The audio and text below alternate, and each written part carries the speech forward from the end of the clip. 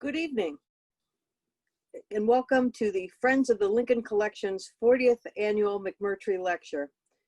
We are honored tonight to present Dr. Alan Guelzo, who will present this evening's lecture, Lincoln and Democracy. Let me begin by thanking our host, the Allen County Public Library, and as well as Princeton University, for making this Zoomcast possible. Tonight's lecture is being presented both on Zoom as well as on YouTube. If you have a question for Dr. Guelzo, we would invite you to submit it using the chat features on your Zoom or by emailing your question to lincoln@acpl.info. If you like what you see here tonight, I would invite you to explore our website, Friends of the Lincoln Collection, and consider joining us if you are not already a member. Let me turn things over to Al Zacher. Al is on the Friends of the Lincoln Collection Board and is instrumental in securing Dr. Guelzo's appearance here tonight. Al? A reading from Walt Whitman. "O Captain, my Captain, our fearful trip is done. The ship has weathered every wrack, the prize we sought is won. The port is near, the bells I hear, the people all exulting. While follow eyes the steady keel, the vessel grim and daring. But oh heart, heart, heart, oh the bleeding drop of red, while on the deck my captain lies, fallen cold and dead." We are indeed honored this evening to have Dr. Alan Guelzo presenting the second and now the 40th McMurtry Lecture. Dr. Guelzo serves as Senior Research Scholar in the Council of the Humanities and Director of the Initiative on Politics and Statesmanship in the James Madison program at Princeton University. His many award-winning books on Lincoln and the Civil War have placed him among the foremost scholars on Lincoln and the Civil War. His articles on history applied to the current political scene have appeared prominently in the Wall Street Journal. The brief quote from the poem by Walt Whitman reflects with emotion and passion the loss which overwhelmed the nation at the death of Lincoln. And this poetry calls to mind the brilliant prose in Abraham Lincoln's Gettysburg Address and second inaugural. But why introduce this poetic emotion and passion in this introduction of our speaker this evening? It is because it calls to mind that Dr. Guelzo, who is a creative observer of Lincoln, has offered in his writings a Lincoln whose, despite his love of poetry, was dedicated to reason, not emotion and passion, in the resolution of political and social issues.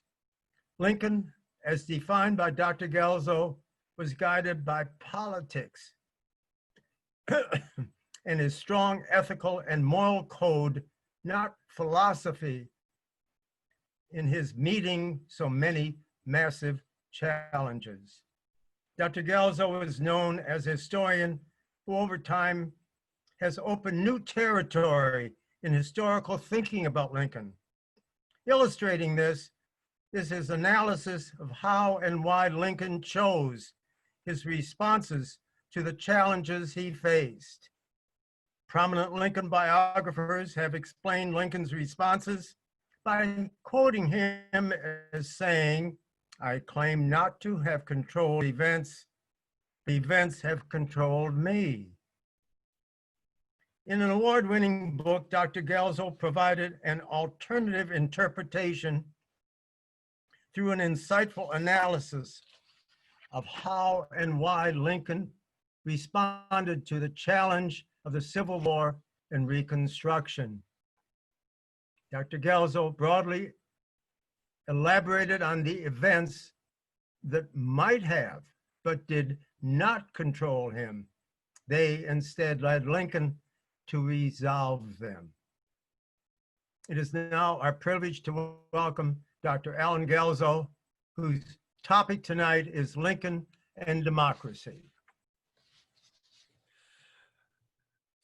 Thank you so much, Al Zacher, and thank you, Susan Collins, for those generous introductions. Much better, I'm afraid, than I deserve. And my thanks also to everyone connected with the Lincoln Collection for the invitation to speak this evening, and to all of you who are part of the audience. I know there are some of you there who I know, and there are many others whom I have never met, and I hope I will have an opportunity to meet at doubtless some new Lincoln-related event in the future. But for now, I'd like to talk about Lincoln and democracy. The word democracy occurs only 137 times in the collected writings of Abraham Lincoln. Spread out over 8 volumes, that's not really much. But no other word described what he saw as the most natural, the most just, and the most progressive form of human government and existence. Nothing, he said, could be as clearly true as the truth of democracy. Of course, being clearly true, or as Thomas Jefferson might have put it, self-evident, did not mean that everyone applauded it or assented to it in Lincoln's lifetime. Democracy had a long history, and not all of it was admirable. Classical Athens may be said to have been the pilot program for democracy, beginning in the 6th century BC, when the ordinary citizens of Athens saved their city from occupation by the forces of Sparta and lodged political power in the hands of the city assembly. But many of the shrewdest of Athenian thinkers, Thucydides, the historian, Plato, the philosopher, were skeptical about turning over control of the city to what often behaved like a mob. Plato never allowed Athenians to be forgiven for executing his teacher Socrates, and Plato was convinced that most people have no knowledge of true being and have no clear patterns in their minds of justice, beauty, and truth. The French Revolution did not give democracy a better reputation, especially after it descended into the reign of terror and revealed what Ruth Score has called the uneasy coincidence of democracy and fanaticism. The restored European monarchies of Lincoln's day, having learnt the hard lesson of the guillotine, had scant use for democracy. And even the least monarchical of all the monarchies, that of Great Britain, was nevertheless governed by a deeply entrenched aristocracy, whose members would continue to constitute a majority of every ministerial cabinet until 1906. Nevertheless, for Lincoln, democracy was what Hans Kelsen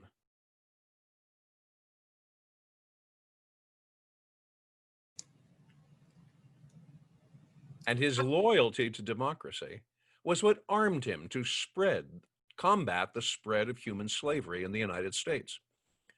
Even though democracy is a political system and slavery an economic system, Lincoln believed that they were at death's grip with each other. As I would not be a slave, so I would not be a master, he wrote in 1858. This expresses my idea of democracy. Whatever differs from this, to the extent of the difference, is no democracy. So when the thunderous cloud of civil war broke over his presidency, Lincoln had no hesitation in portraying the struggle as a contest, not over constitutional niceties or even over slavery itself, but over the basic principle of democracy. The fundamental notion of any democracy is that political sovereignty resides in the people. Now, strictly speaking, this differs from a republic. And the republic, as it's usually defined, is a place where sovereignty is also understood to rest ultimately in the hands of the people, but which is deployed through their representatives. A pure democracy, wrote James Madison in the 10th of the Federalist Papers, can only be a society consisting of a small number of persons who assemble and administer the government in person. A republic, by contrast, is a government in which the scheme of representation takes place and involves the delegation of the government to a small number of citizens elected by the rest. Madison understood this delegation as a kind of purifying process to refine and enlarge the public views by passing them through the medium of a chosen body of citizens whose wisdom may best discern the true interest of their country. In other words, republics distrust democracy, or at least the run-of-the-mill of the people who compose democracies. Republics envision a role for a more elevated elite who can do for the people what the people ought to do, but often don't. The American founders understood themselves as creating a republic. Even the most rousing of the revolutionary rabble-rousers, Tom Paine, never even uses the term democracy in his famous broadside against monarchy, Common Sense, in 1776. And yet it was clear during the Revolution that the line between a democracy and a republic was a porous one. In 1777, Alexander Hamilton praised the new revolutionary Constitution of New York as a representative democracy, thus mingling the two concepts.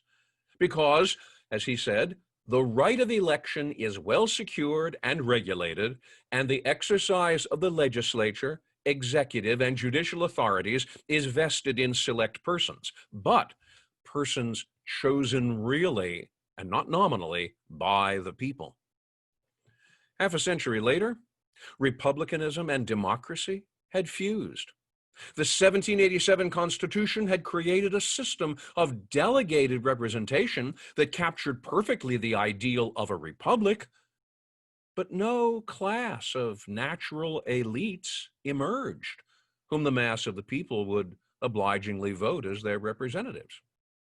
And no wonder. The freedom Americans enjoyed from entanglement in European wars eliminated any possibility of the formation of a professional military elite, and the prevalence of evangelical Protestant religion undermined any notions of social hierarchy. By the time Alexis de Tocqueville arrived in America to begin his analysis of American political society in the 1830s, Republican was still the noun, but democratic had become the adjective. And the adjective so controlled the noun that it only made sense for Tocqueville to entitle his inquiry, Democracy in America. Democracy and not republicanism.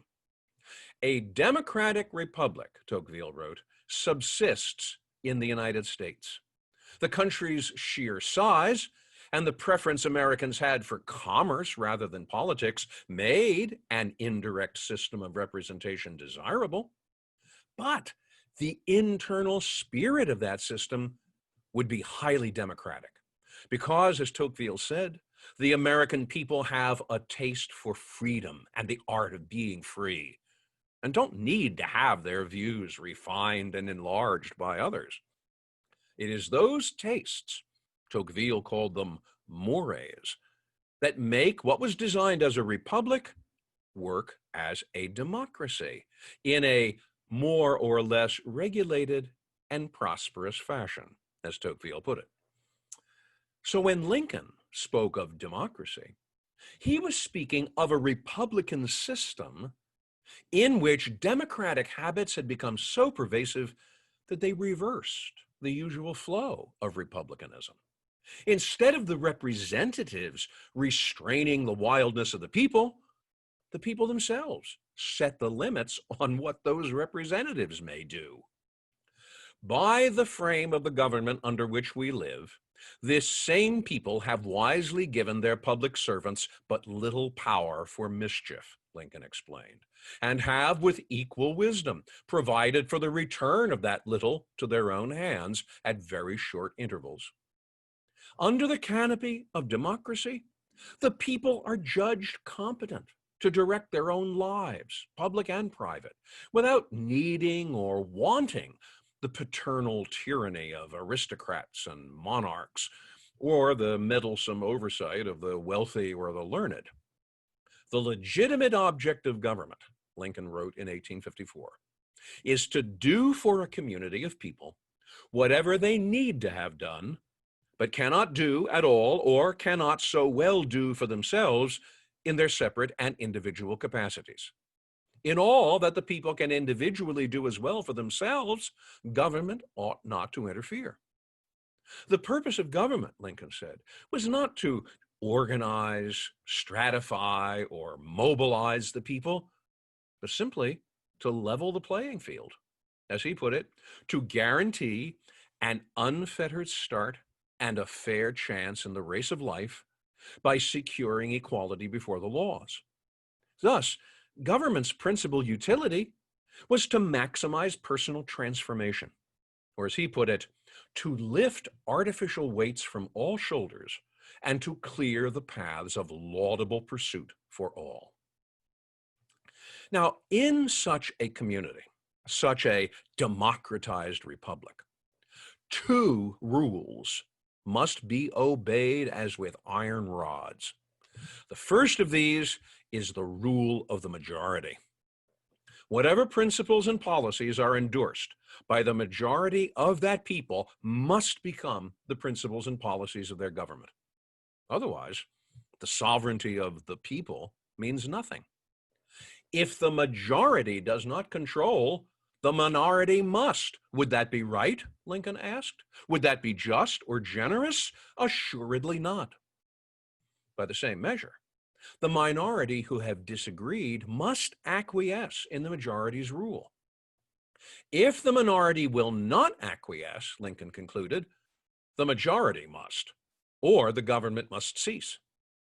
Or, what was worse, an unbowed minority would make a precedent for themselves, which, he said, in turn will divide and ruin them, for a minority of their own will secede from them whenever disagreement breaks out. The long-term result, and truth be told, it will not be a very long term, will be, Lincoln said, either anarchy or despotism. Sovereignty will either evaporate as each separate faction or individual does what is right in their own eyes, or else, in desperation, decent men will turn to a dictator to sort out the chaos. The rule of a minority, Lincoln said, as a permanent arrangement is wholly inadmissible, so that rejecting the majority principle, anarchy or despotism in some form is all that is left. That was why the Civil War was what Lincoln called essentially a people's contest. The Confederate Rebellion was an assault by a minority on the decision of the majority, as expressed in Lincoln's own election. And in that way, it was really intended to question the entire principle of democracy. The second iron rule of democracy is the legitimacy of the minority. No majority is perfect or infallible simply for being a majority. In a democracy, the rule of self-interest, persuasion, reason, and civility guarantee that a minority may cling to its opinion and use every legitimate opportunity to convince others that they are right. We should remember, Lincoln cautioned his own allies once he became president, that while we exercise our opinion, others have also rights to the exercise of their opinions, and we should endeavor to allow these rights and act in such a manner as to create no bad feeling. It is the mark of the dictator, not a democracy, to treat the minority as a social enemy, to be put up against the barn wall and shot, or, in the case of the Confederate Rebellion, to engage in what Lincoln called a deliberate pressing out of view of the rights of men and the authority of the people. There was, in Lincoln's idea of democracy, no need for firing squads to conclude arguments. I do not deny the possibility that the people may err in an election, Lincoln admitted in 1861. But if they do, the true cure is in the next election. To set aside those two rules, whether out of weakness or confusion, was to cast doubt on whether democracy had any legitimacy whatsoever. The challenge of the Confederate rebellion was not directed solely at him or his party or his administration. It presented to the whole family of man the question whether a constitutional republic or a democracy, again, he phases the two together, a government of the people by the same people, can or cannot survive the push and shove of its own people's disagreements, or whether democracies are doomed forever to fly off by their own centrifugal force into fragments. For my part, he told his secretary, John Hay, in May 1861, I consider the central idea pervading this struggle is the necessity that is upon us of proving that popular government is not an absurdity. We must settle this question now, whether in a free government the minority have the right to break up the government whenever they choose. If we fail, it will go far to prove the incapability of the people to govern themselves. Or, as he would put it more eloquently at Gettysburg in November 1863, the Civil War was testing whether this nation or any nation so conceived and so dedicated can long endure. If those two rules are the basic operating system of a democracy, then we should also notice that these two rules also require rules of their own to operate rightly. First of all, democracy operates best within the boundaries of a nation state. This is not a concept that, in an increasingly globalized world economy, meets with much enthusiasm today. But the nation state actually provides the only effective means of identifying who belongs to a certain democratic people, which is to say, its citizens, and who is an interloper not subject to its restraints and who could harm it with impunity. Second, within that nation state, there should be a reasonably broad franchise. In other words, almost all adults within its boundaries should be entitled to vote and to hold office. Third, voting should be without coercion or manipulation. Fourth, citizens may organize themselves into political associations of their own choosing. And fifth, political information is permitted to circulate freely and without hindrance among the citizens. Having laid down these 5 secondary rules for democracy, it will not take much insight to see that the Confederacy formed as much a threat to these secondary rules as it did to the 2 operating rules.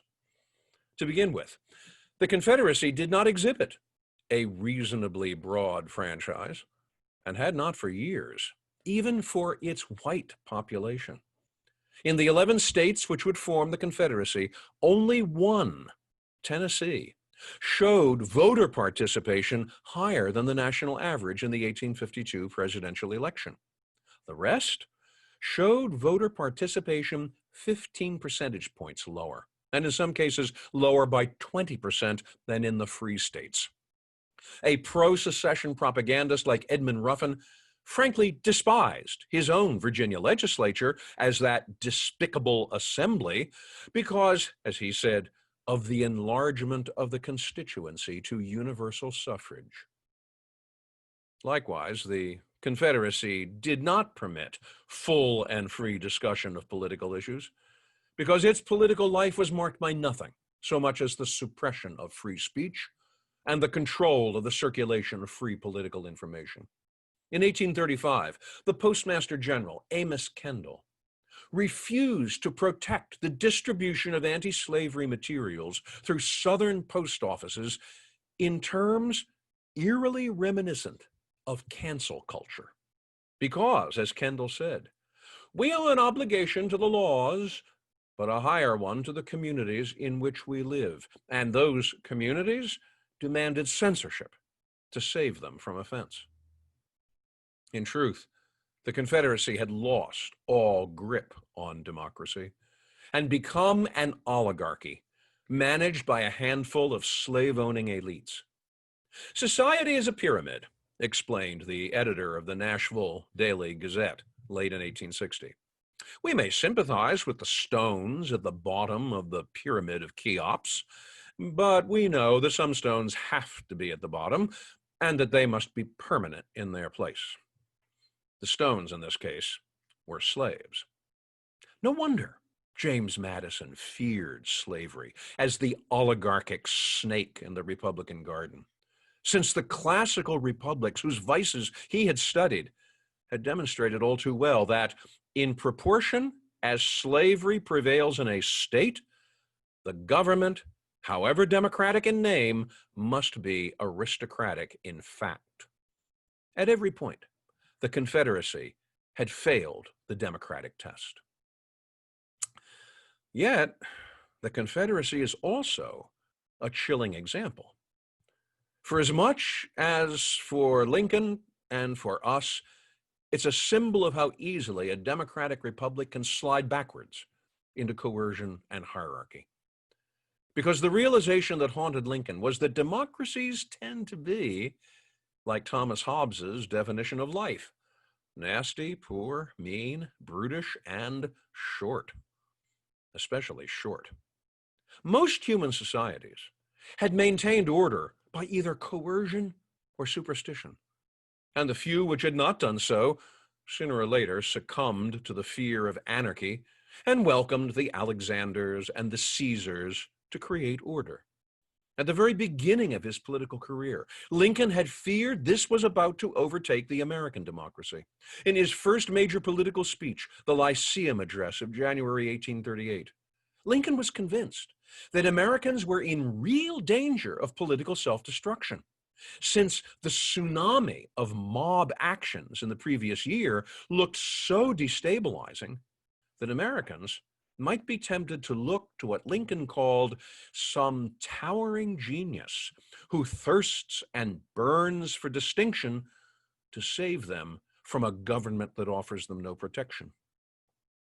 Once installed, people tolerated the rule of Alexander and Caesar, not only because they promised law and order, but because, and this is one thing Lincoln did not explore in 1838, because they dispensed patronage and deployed favoritism. This was not the prettiest glue a society could use to hold itself together, and it frequently descended into corruption, but patronage and favoritism worked in their own oppressive way. Democracies would need social glue as well, but the glue which the American founders hoped to apply was virtue. If Americans could be persuaded to deny themselves, to place the public interest first, and to govern with a view to truth, even to their own personal harm, then the United States would prosper. Self-government in a nation could only flourish in an atmosphere of personal self-government, supported, as John Adams insisted in 1776, by pure religion or austere morals. Public virtue, said Adams, cannot exist in a nation without private virtue. The problem with virtue, however, was that it demanded more of people than they might be willing to give. In the same year that Americans declare their independence, Adam Smith declared in The Wealth of Nations that it is not from the benevolence of the butcher, the brewer, or the baker that we expect our dinner, but from their regard to their own interest. We address ourselves not to their humanity, but to their self-love, and never talk to them of our own necessities, but of their advantages.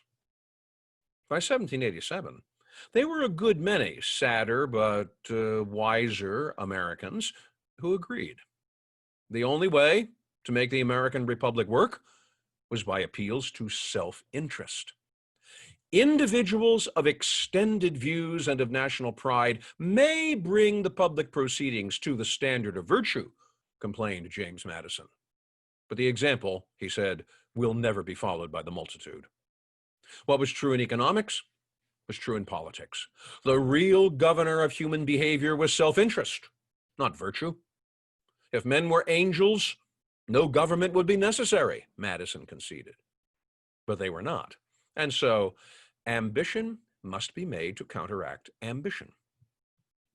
But if virtue was difficult for democracies to practice, was self-interest not toxic? And did that explain why democracies were so short-lived? Abraham Lincoln believed as profoundly in self-interest as Adam Smith. We have been mistaken all our lives if we do not know that everybody you trade with makes something, Lincoln said. Lincoln, according to William Henry Herndon, his old law partner, maintained that there was no conscious act of any man that was not moved by a motive, first, last, and always. Even when Lincoln was arguing for the recruitment of blacks as Union soldiers, he framed the argument in terms of self-interest rather than virtue. Negroes, like other people, act upon motives, Lincoln reasoned. Why should they do anything for us if we will do nothing for them? But Lincoln did not believe that self-interest alone could sustain a democracy. Even Madison had constrained political self-interest by the Constitution's separation of powers. Lincoln believed that there was a natural law in morals which restrained self-interest in a democracy. In any question of policy, then, he said, let us be brought to believe it is morally right. But at the same time, he added, let us believe that it is favorable to, or at least not against, our interest. It was slavery, he believed, which insisted that there is no right principle of action but self-interest. Slavery was the instrument of men, he said, bent only on temporary self-interest. So as much as Lincoln believed that self-interest was too instinctive a rule in human society to deny completely, he also believed that there was a circle to be drawn around certain tenets of natural law which neither self-interest nor majorities could invade. And nothing showed this to better effect than the series of debates Lincoln held with Stephen A. Douglas during the campaign for the senior U.S. Senate seat from Illinois in 1858. For Stephen Douglas, democracy was really simple majoritarianism. Whatever 51% of the people wanted for the nation ought to be the rule. What mattered most in Douglas's mind was process, whether the rules of counting the majority had been properly observed. Once that requirement was satisfied, Douglas cared not at all whether slavery was voted up or voted down in the Western territories. Let the voice of the people rule was his motto. This was an example of what Michael Sandel has called the Procedural Republic, which treats its citizens strictly as independent individuals who have rights and nothing more. Since in Douglas's reasoning, slave owning was a constitutionally guaranteed and morally neutral right, it was no business of anyone in the free states to interfere with the free exercise of that right. Lincoln represented a different perspective. Democracy was not about helping people exercise rights apart from doing what was right. And even if slavery was legal by certain state laws, it was nevertheless a clear violation of natural law.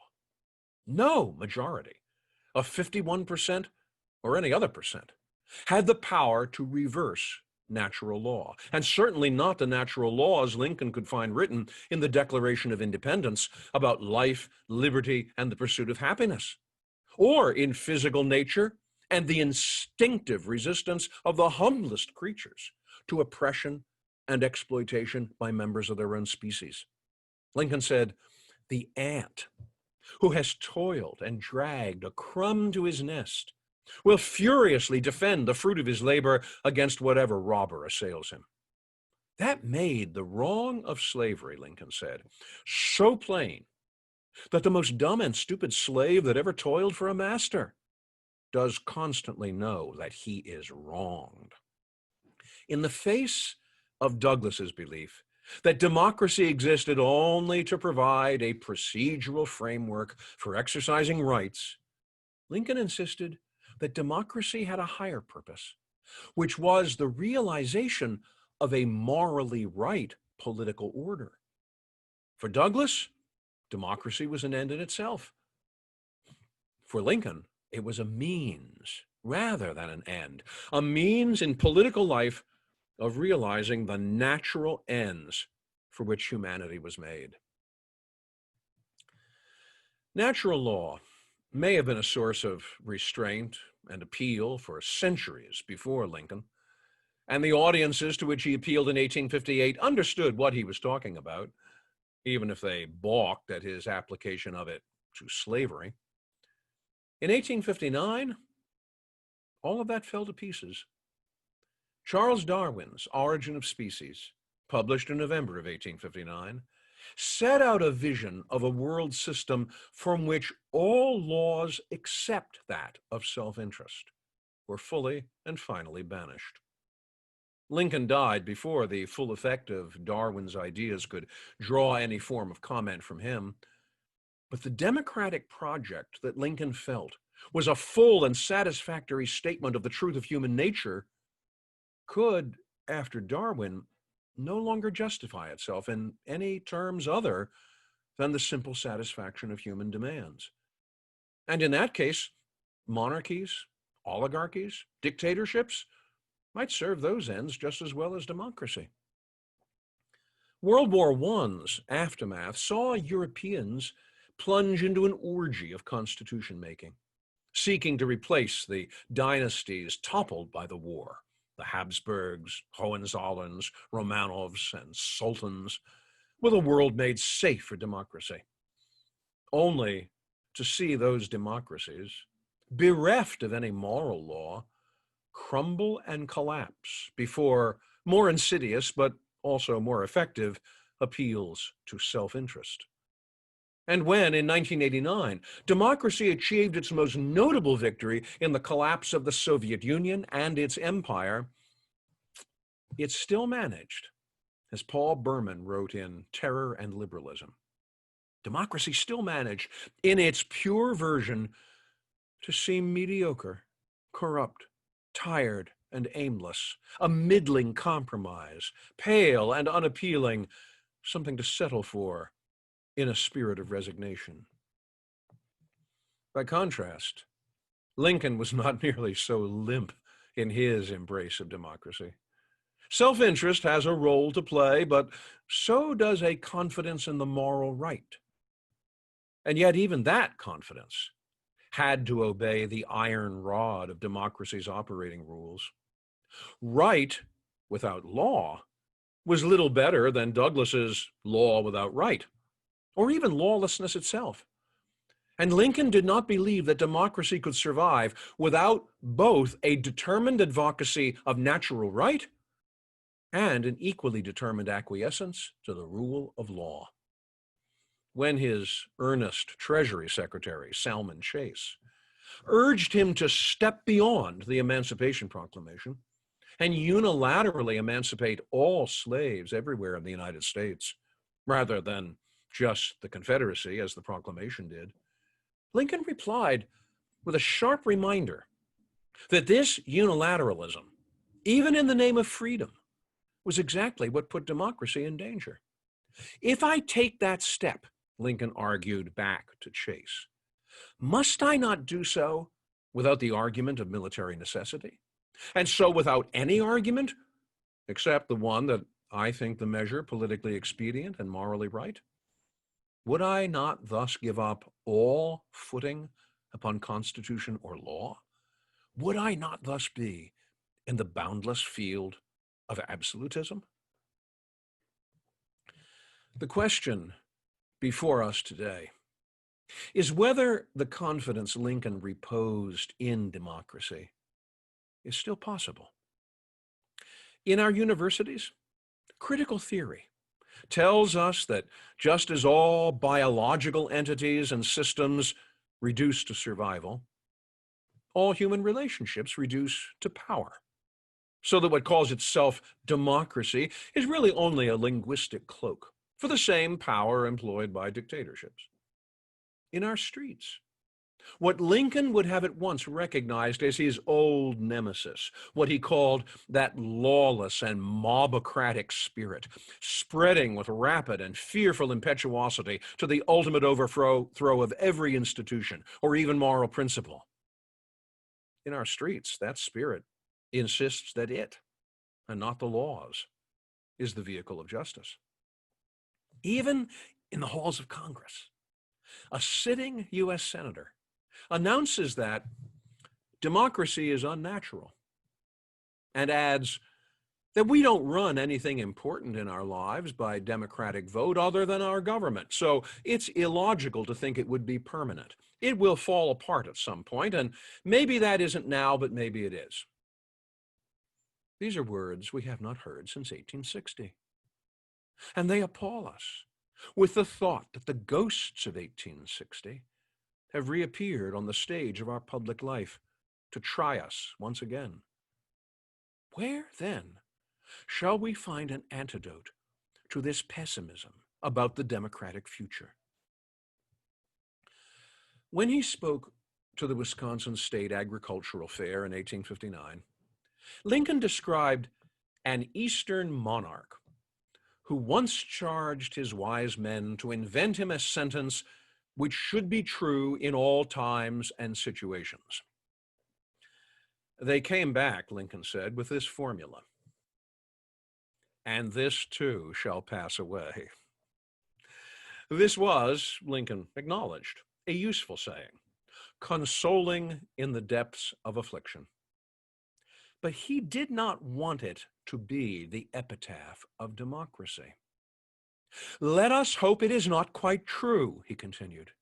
Let us hope, rather, that by the best cultivation of the physical world beneath and around us, and the intellectual and moral world within us, we shall secure an individual, social, and political prosperity and happiness, whose course shall be onward and upward, and which, while the earth endures, shall not pass away. To which I, for one, can only say, let it be so. Thank you very much. Dr. Guelzo, thank you so much for an incredible lecture this evening. We are so honored to have you speak on behalf of the Friends of the Lincoln Collection. My name is Emily Raposa, and I'm one of the senior Lincoln librarians here with the Lincoln Financial Foundation Collection. And I have the honor of asking you a couple of questions that have come in this evening. Very fine. So let's see if we can stump you. Just kidding. Did Lincoln interchange the term democracy with that of republic, so that they were essentially the same thing in his mind? He didn't interchange them so much as he would use them within the same sentence, within the same phrase sometimes, as though he was fusing the two, as though each interpreted the other. Strictly speaking, we have a republic, that is the noun. Republics, historically speaking, exist on a spectrum, from those which are very democratic to those which are a little better than oligarchies. We exist in a republic which is very democratic. Our adjective is a really live one. And so it was for Lincoln.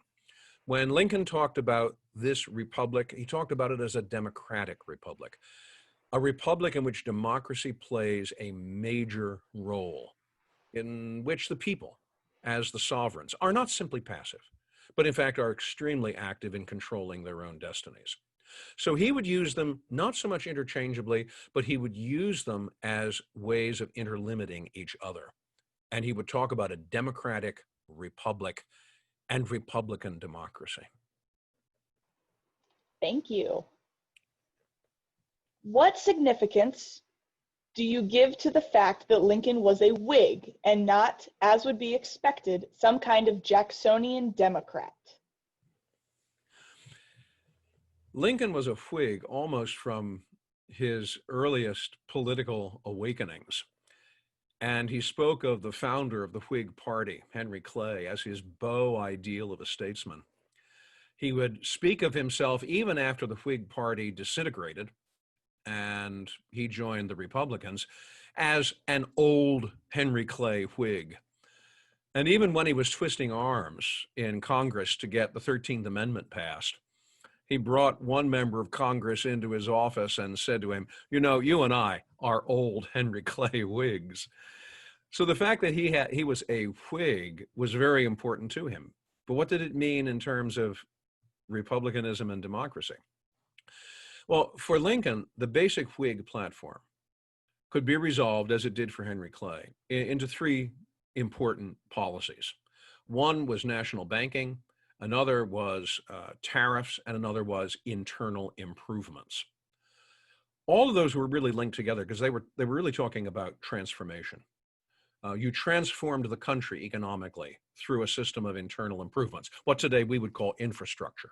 You transformed the country economically through a system of banking, because the banking is what made it possible for people to take out loans, begin businesses, and improve themselves. Tariffs were also part of this system because the tariffs acted as a shield for these infant businesses to give them a chance to get up on their legs and walk without fear of foreign competition. For him, the bottom line was always about self-transformation. That's why he was a Whig. For Jacksonian Democrats, it's not transformation that is important, but rather a system of stability. I mean, if the word for Jacksonian Democrats is stability, the word for the Whigs is mobility.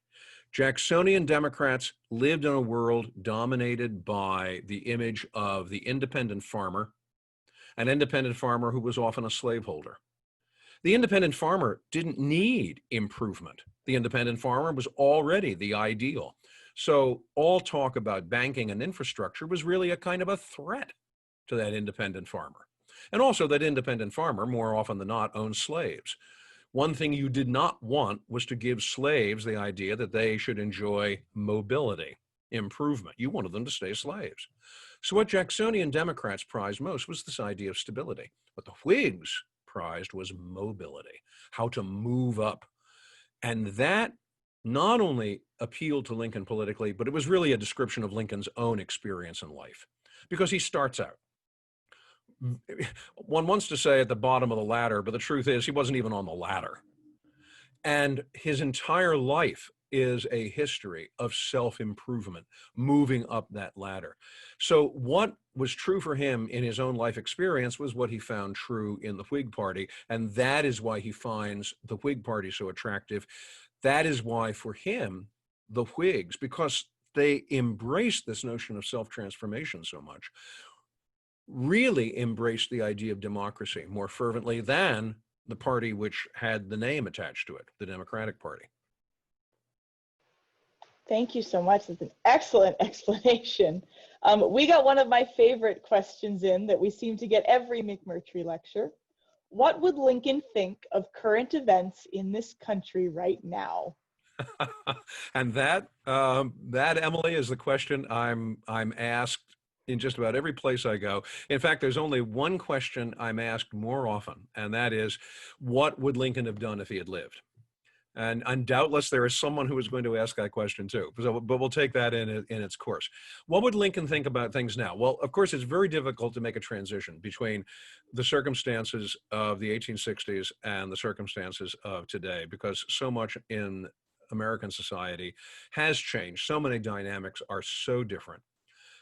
Someone once asked a colleague of mine, what would Lincoln think about busing?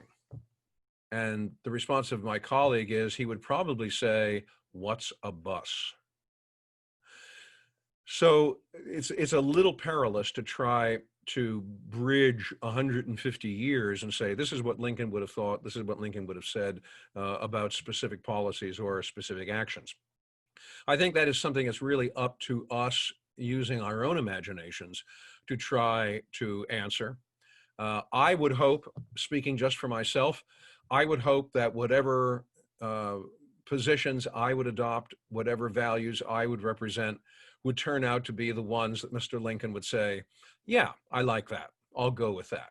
And if I could invoke Abraham Lincoln at any point and ask him that, that's the response I would be happy to get. Tactically done. We've got one here. You mentioned critical theory in your lecture and its pessimistic view of democracy. Is there a particular reason you don't think its analysis of power structures hold true? Yes, because for one thing, critical theory tends to be circular in its logic. Critical theory believes that, depending on the variety of critical theory that you're talking about, it believes that it has uncovered an unscientific grounding that controls all apparent manifestations, and and that groundwork is always a matter of power.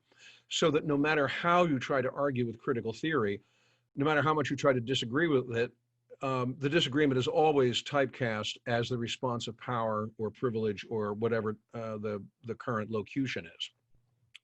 The difficulty with that is that an argument that circular ends up answering every question with the same answer, which is as much as to say it answers no question at all. If you reduce all things to power, then there's no point in talking about democracy, because democracy is simply another kind of power. If everything can be reduced that way, then you really don't have answers to legitimate questions, and you certainly have no interest whatsoever in evidence.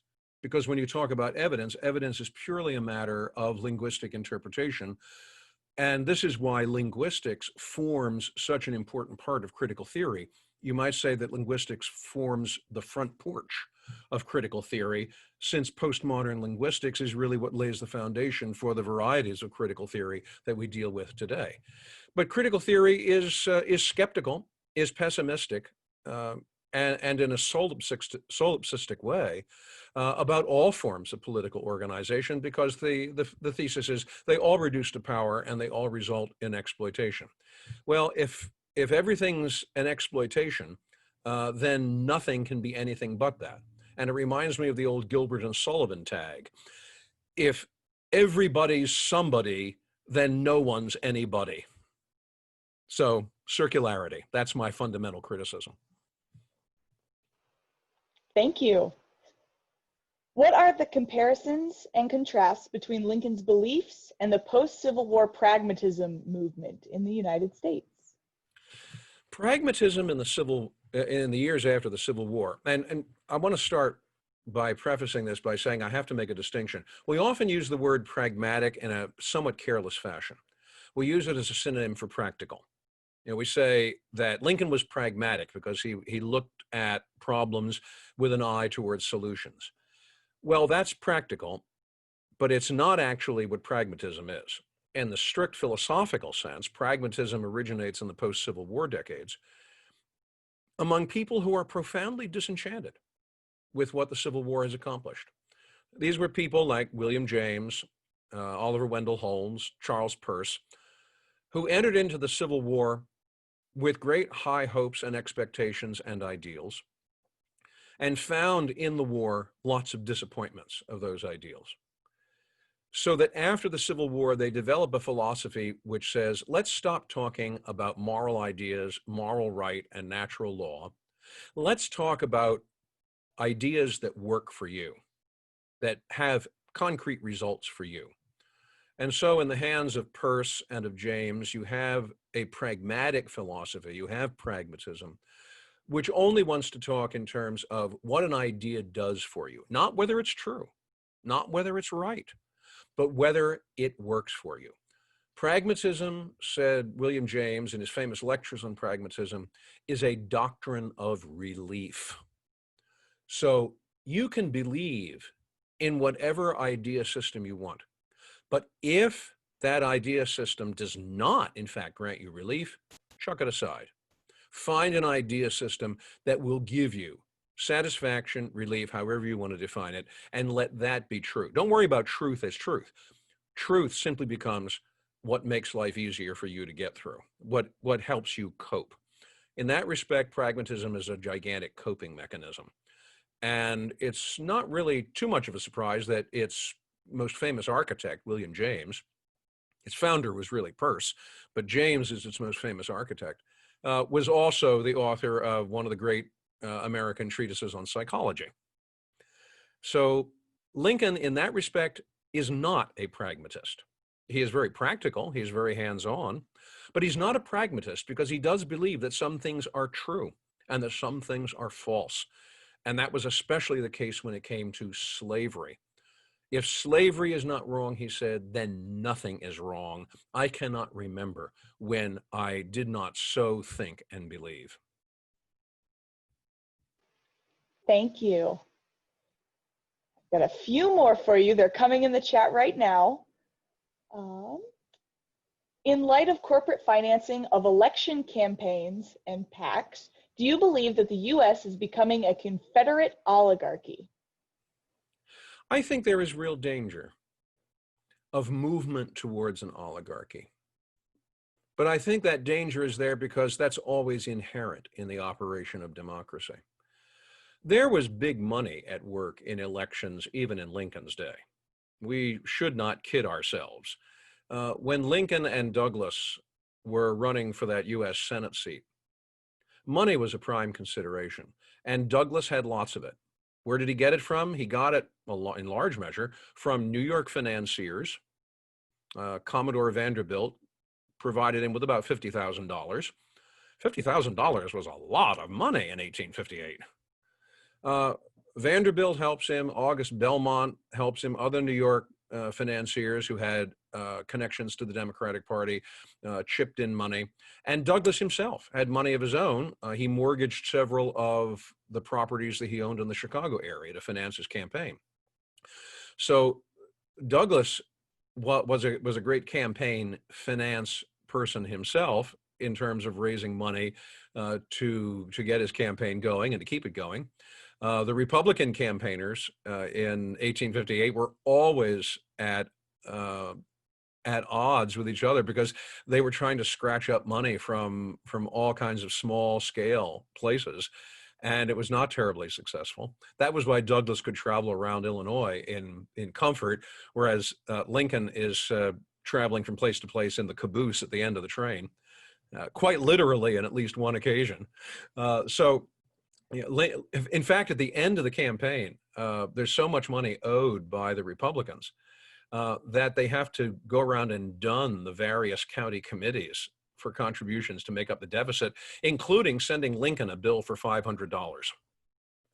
And Lincoln wrote an unhappy letter back. I mean, he paid the assessment, but he wrote this unhappy letter. He said, "You have to realize I've been away from my law practice for a number of months now, and I haven't had any reliable income, and you people are asking, and I lost the election too, and your people are asking me for $500. Is that really fair?"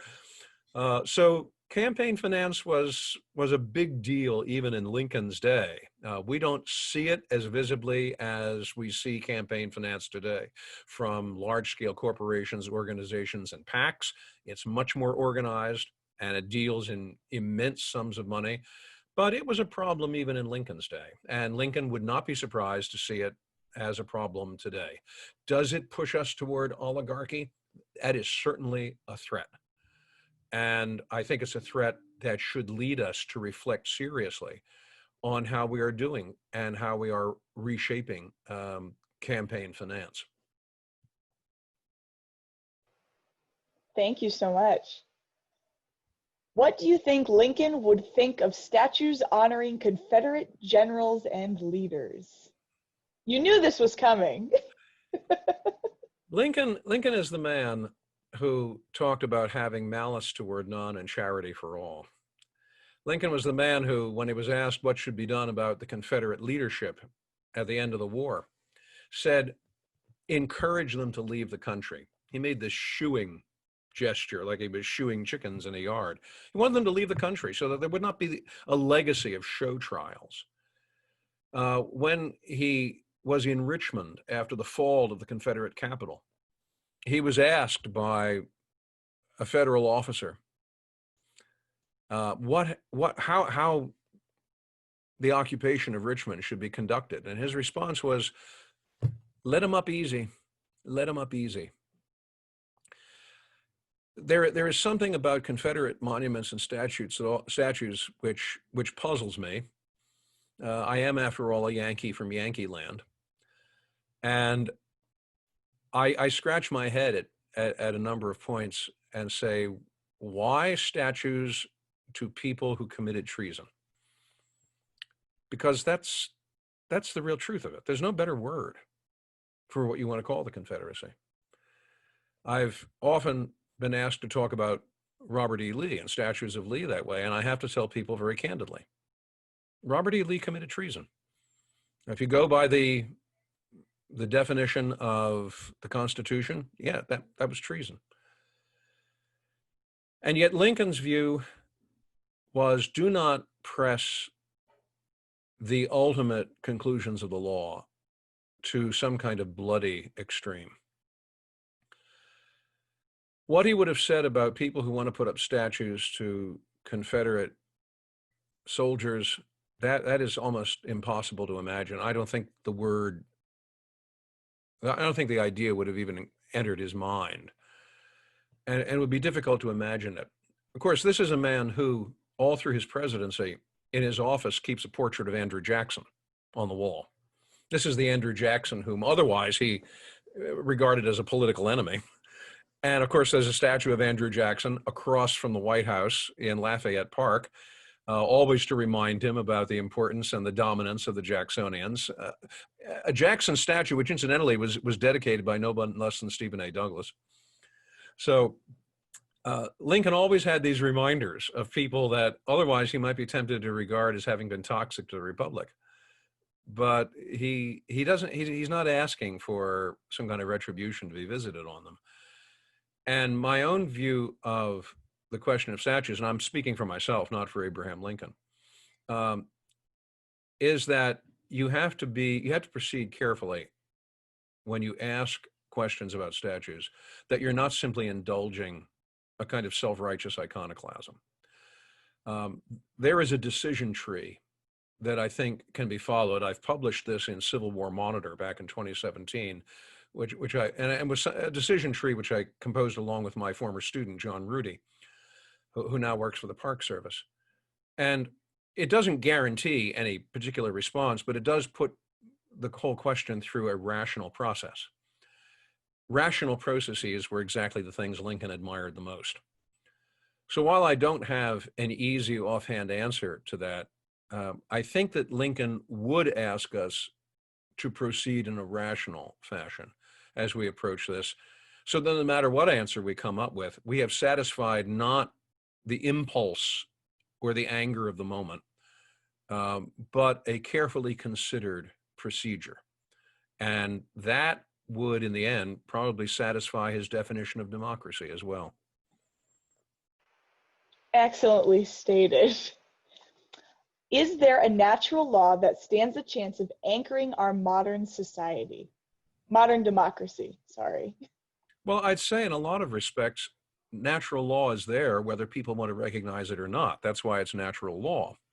I mean, I can reach over here and pick up my little volume of Cicero, you know, on the nature of the Republic and on the nature of things. And he'll tell you what natural law is. It's what has always been understood and believed by everybody everywhere. And the tradition of natural law goes all the way back to Cicero, all the way back before Cicero to the ancients. Lincoln would talk about natural law because he believed that without the restraint of natural law, what you get is mere majoritarianism. And mere majoritarianism is as much a threat to democracy as the rebellion of a dissatisfied minority. Remember those two iron rules that I spoke about in terms of democracy. Can natural law be appealed to today? Of course it can. I mean, there are a number of natural law philosophers who are at work today. I think of John Finnis at Oxford University, my colleague Robert George at Princeton. There are a number of other academic philosophers who are very interested in questions of natural law. Names keep popping into my mind. Jay Budiashevsky is another example this way. There are people who are, in fact, still within the great natural law tradition, and I think deserve to be heard and have something very important to say to how we live in a democratic society today. Now, that's going to send you off into philosophical reading rather than historical reading, but since I am a historian of ideas, I don't object to that one little bit. Fabulous. Thank you so much, Dr. Guelzo, for all your time this evening and your wonderful lecture. Before we sign off,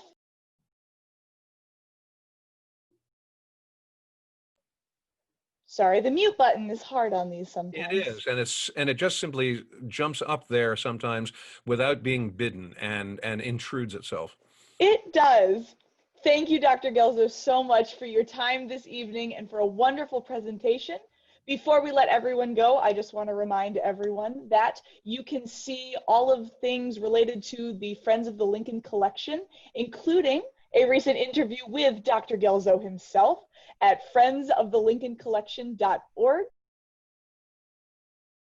We also hope you will check us out on our social media, Lincoln Collection, and we hope to see you for more lectures coming up. Thank you so much, and everyone have a wonderful evening.